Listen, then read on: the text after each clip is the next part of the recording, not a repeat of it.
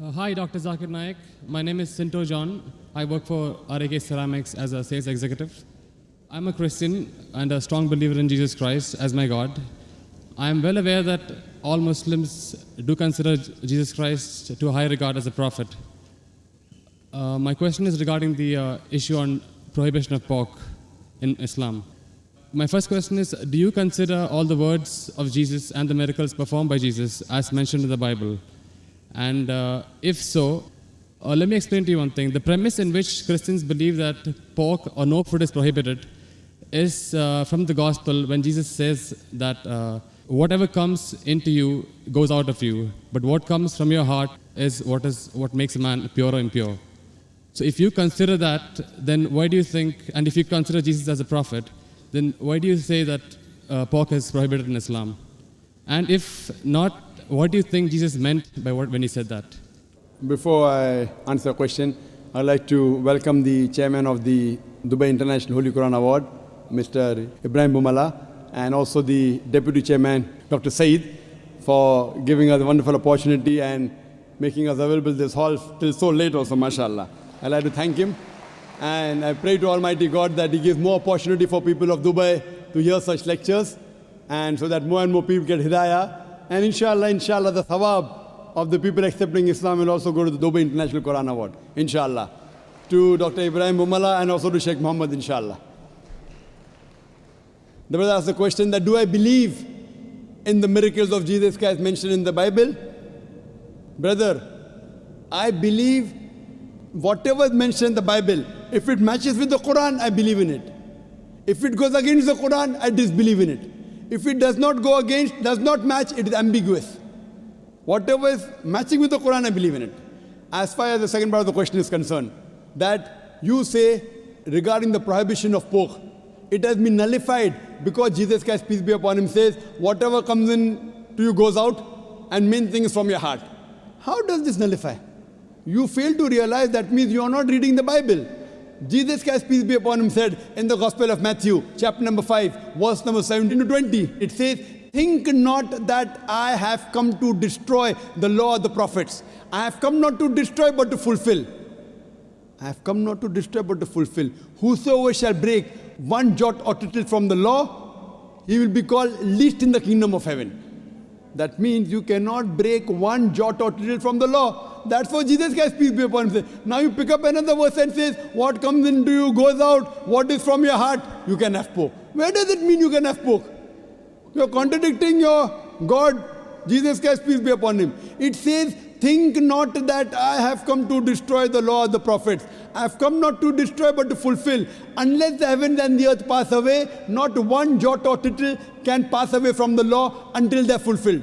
And whosoever shall break one law or tittle, he shall be called least in the kingdom of heaven. Whosoever shall keep it and teach men the same, they shall be called great in the kingdom of heaven. Unless your righteousness exceeds the righteousness of the scribes and the Pharisees, in no way shall you enter the kingdom of heaven. So if you want to go to Jannah, you have to be better than the Jews. You have to follow each and every commandment of Moses, peace be upon him. This is the teachings of Jesus Christ. Gospel of Matthew, chapter number 5, verse number 17 to 20. Okay, if that is so, then what do you think he meant when he said that whatever you eat comes in, whatever comes in out and goes out of you, what is from your heart is what decides what is pure or impure? It is simple. What comes in goes out. What's the problem in that? No, whatever you eat goes out. Is there any problem in that? No, it was asked in relevance when Jesus' disciples were questioned by the Jews that why are they not following the traditional ceremony of washing their hands before eating food. That's when Jesus replied that don't you understand that what you eat doesn't matter if it is pure or impure. What you eat, it goes into you and comes out of you. He didn't say it doesn't matter what you're eating is pure and impure. That's your saying.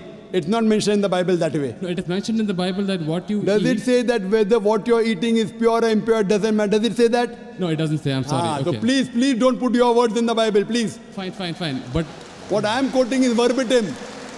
Fine. You can check up. I'm quoting from my memory. I don't have the Bible in front of me. But you're saying, you're putting your words into the Bible. No, but he definitely said that what you eat comes out of you. Of course, what you eat has to come out. What you eat has to come out. We are human beings. He wouldn't simply state that for, I don't know, for no man's sake. It is simple. What you eat comes out simple. Your heart means it is from your heart. That means your heart should follow the commandment. No, because what Jesus he- Christ, peace be upon him, said earlier, don't break one jot or tittle. So if your heart is in it, you will not break a single jot or tittle. Simple explanation. Fine, you but don't he have to was- be a doctor of divinity. He was trying to prove the Jews wrong by saying that it is not important. No, not that- at all. He wasn't trying to do that. That's what you think. That's what the church tells you. It's plain black and white.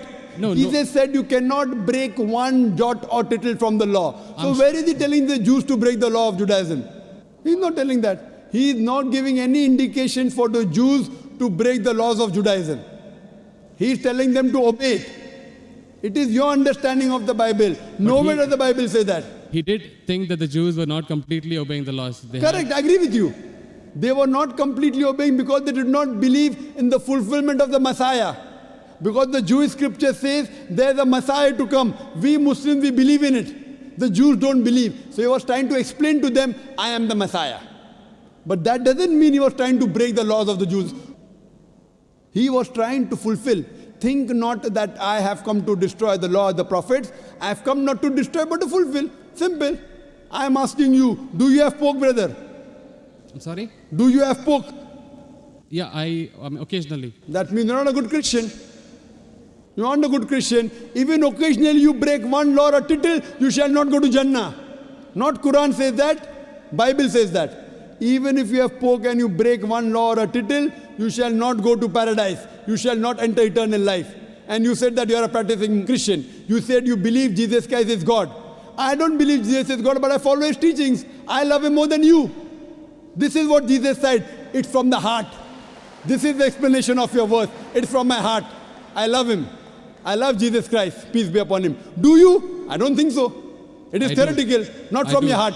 Verbally, yes. No, I do, very strongly. So if you strongly believe in Jesus Christ, peace be upon him, why are you disobeying him? Why? Why are you disobeying him? I don't think I am disobeying him until now. But I'm quoting you from the Bible, Gospel of Matthew chapter 5 verse 17. Think not I have come to destroy the Okay. law of the prophets. And Okay. I've given you quotation from Leviticus chapter 11 verse 7 to 8, Deuteronomy chapter 14 verse number 8, book of Isaiah chapter 65 verse number 2 to 5. References. Okay, if that's the case, in the Old Testament it is said that an eye for an eye, a tooth for a tooth. But what does Jesus Christ say? If somebody slaps you, show him the other side. Now isn't that like a defying of the law? No, Isn't it's that not a correction? defined. I will give you. What you're quoting is references from the Gospel of Matthew chapter number 5 verse number 38. Okay. I will give the quotation. I It has- don't want the quotation, I want the answer for my question. But first I'll give the quotation reference, then I'll give the answer. Na? Fine, fine. I always give with proof. You believe without proof, you can do that. I am a man of proof. With references from your scripture. Okay. Gospel of Matthew chapter number 5 verse number 38. It has been said of the old times that an eye for an eye and tooth for a tooth. But I say unto you, whosoever takes a shirt, give him the cloak. Whoever walks with you 1 mile, walk with him twain. Whosoever offers you one cheek, offer him the other. That's it. It doesn't mean that he's going against it. But He's is showing there- it has been said of the old times. But those two laws don't correspond. They are totally different. They're totally against each other. But those things, what Jesus Christ, peace be upon him, said, it's trying to get remedy. People misunderstood. They misunderstood the law. An eye for an eye and tooth for a tooth means there should be justice. That doesn't mean someone by mistake, a child is playing cricket, and if the ball hits the eye, that doesn't mean you break his eye. People misunderstood the message. He was correcting it. Same way how you misunderstood the message that Jesus said had pork. Where did he say have pork? It means that people misunderstood. They are following the law by the letter, not by the spirit. What you have to realize that it means that if by mistake someone is playing cricket and suppose the ball hits the eye, that doesn't mean that you have to take the eye of the boy. So you have to follow the law in the spirit. And you have to see the meaning of it. That's important. That's what Jesus Christ, peace be upon him, tried to explain. I'm asking the question, will you follow Jesus Christ, peace be upon law today? If someone slaps you on one cheek, will you offer the other? There are many people waiting in the queue. Will you do that? I'm sorry? There are many people waiting in the queue. Okay. Will you follow Jesus' law? If someone slaps you, will you offer the other?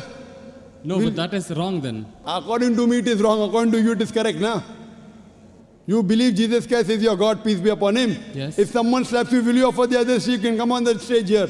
We'll have many people slapping you. I didn't understand actually. It's not clear. That verse of the Bible also says someone slaps you on one cheek, offer the other. Yeah. Do you believe in that law? I do, yes. So if someone slaps you, will you offer the other cheek? Exactly. If I don't, that means I'm disobeying his laws. That's it. Okay, suppose if I tell that from today, everyone will come and hit you on the cheek. Maybe once or twice you'll offer. Will you offer always? Well, that depends on my depth of the faith. I mean, if I'm really strong believer, then I would definitely offer. Is any Christian worth the name born today who will keep on offering his cheek? I have not met anyone. Do you agree that 30,000 people here, 30,000 slaps, will you take? But believe me, there are really true believers who would. I am asking you, will you? Leave us others, will you? I don't know. That means not a believer. That's I what don't we know is the realize it question. is. I don't know is the Therefore, what answer. we realize that every prophet came and for remedy. Today, Muhammad Sallallahu Alaihi Wasallam has come and he said, depending upon the situation, if it is by mistake, an eye for an eye, tooth for a tooth is wrong. If it is required, sometimes you can offer your cheek, but not always. If you offer the cheek, where is justice? If that way someone kills you, you allow them to kill again. Is this justice? It's not justice at all. Depending upon the situation, you have to keep on changing. Therefore, I say that I believe in the teachings of Jesus Christ, peace be upon him, which match with the Quran. If it doesn't match with the Quran, what I say, it's an interpolation, it's a concoction, it's a fabrication. Because everything written in the Bible is not the word of God. According to scholars of Christianity, they say there are many interpolations in the Bible, there are many concoctions, there are many fabrications. According to Christian journals, they say there are 50,000 errors in the Bible. How many? 50,000. So therefore, I don't consider Bible to be the word of God. There are many unscientific things mentioned in the Bible. If you read the book of Genesis, I can give a lecture only on the contradictions, on unscientific things. I don't consider word of God. Do you consider Bible to be the word of God? Yes. Okay. Now, do in the book of Genesis, chapter number 1, Yes. verse number 16, it says, Almighty God created two lights. The greater light, the sun, to rule the day, the lesser light, the moon, to rule the night. Bible says the light of the moon is its own light. Do you believe in that? The light of the moon is? Is its own light. Do you believe in that? No. That you don't believe in the Bible. Bible says in the book of Genesis, chapter number 1, verse number 14, Almighty God, He created the earth on the third day, created the sun on the fourth day. That means the earth and vegetables came before and sun came later on. Do you know science, brother? I'm sorry? Do you know science? Yes. The Bible says earth came first and then came sun. Is it correct? I don't know. No. Scientifically, is it correct? The earth came first and? Then the sun came. Earth came on the third day, sun came on the fourth day. Is it possible? We know the sun is the parent body in the solar system. All the planets that revolve around the sun, they are the bodies from the sun. You know the Big Bang? Yes. So it is created simultaneously. But the Bible says earth on the third day, along with vegetables, sun on the fourth day. How can the vegetables survive without sunlight? Is it possible? If God can make it that way, why not? But do you believe in that? See, what God can do, but will God do something which is wrong? Illogical thing God will do.